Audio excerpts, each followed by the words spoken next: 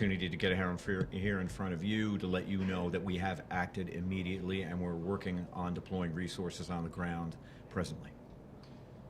So, Minister, one of the requests for the military to come in, as you know, there's not much of a military footprint in Newfoundland and Labrador. They don't have access to a lot of heavy equipment. So, practically and specifically, what assistance can the military that's in the St. John's area do, and what other assets are you going to deploy?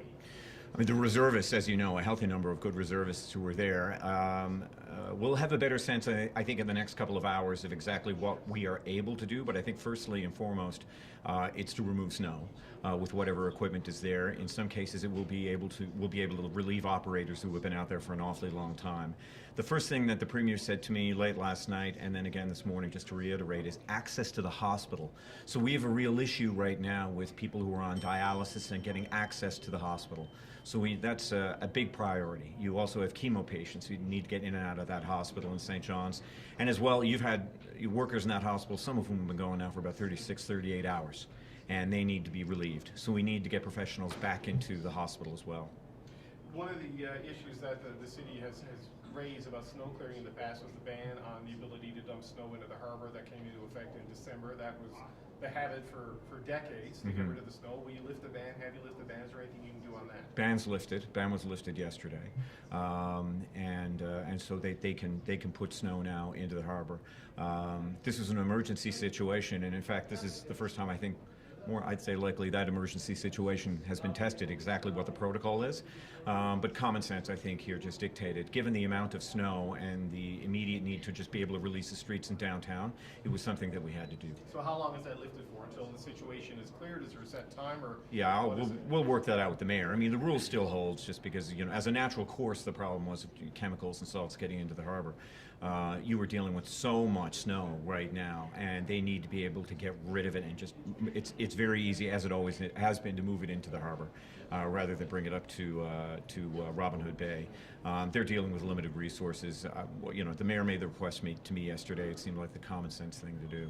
So you say the reservists can offer things like relief for operators. I mean, do you have people who can drive plows or just like drive dump trucks? What are we talking about here? What kind of relief can they actually offer the municipal and provincial operators that are on the roads? I mean, David, that will definitely come, I think, when Bill and Harsha get here, and they'll have a better sense of it. We just thought it was really important that it was understood that that request had been received, and then we are acting immediately. And we have been preparing for it all morning, actually. So what does that trigger, though? Are you saying yes to the request from Dwight Ball for federal assistance? What sort of resources and assistance is that unlock? That whatever assistance that we have available and that we can mobilize on the ground, it will happen. And getting him ready and getting to that point has been leading up to this decision. Immediately, and we'll have a better sense of that, I think, when the ministers responsible get here. I've more or less been dealing with things on the ground from the province's end and from the city's end, and doing what I can, as David cited, one example of just, you know, snow removal, things like that we could help out on that end. When it comes to, you know, I think Ministers Blair and Minister Sajjan will be very able to give good details on exactly what we can deploy on the ground. I think the important thing is that all levels of government have been working hand in glove, you know, kind of as you'd expect. We've all been talking to one another nonstop ever since this began, and so, you know, when they were ready to elevate this, because we knew that, you know, the hospital particularly needed relief, we acted quickly.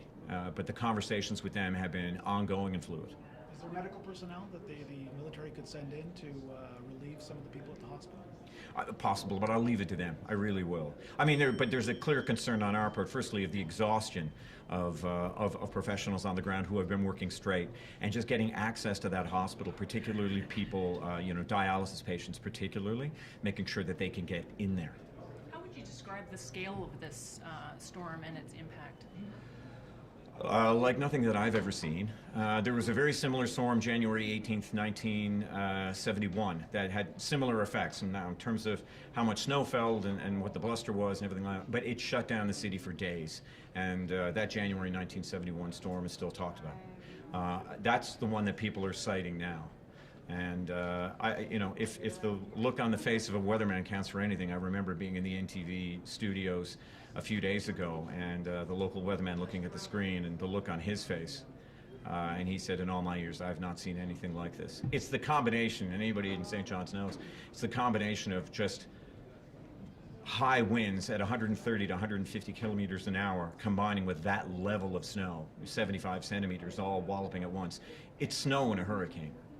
And snow in a hurricane shuts down a city, shuts down several cities, shuts down a region.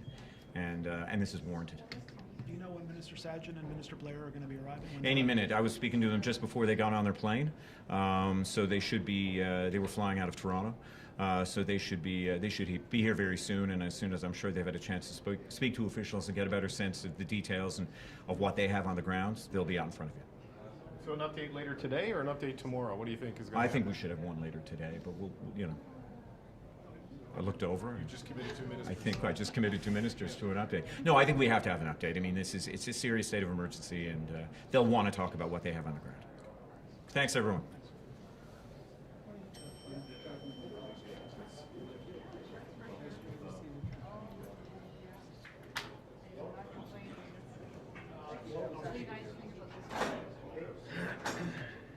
Yeah, sorry for the short notice, but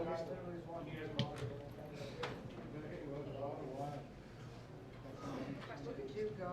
You're welcome. Okay, now you hear there might be one later, right?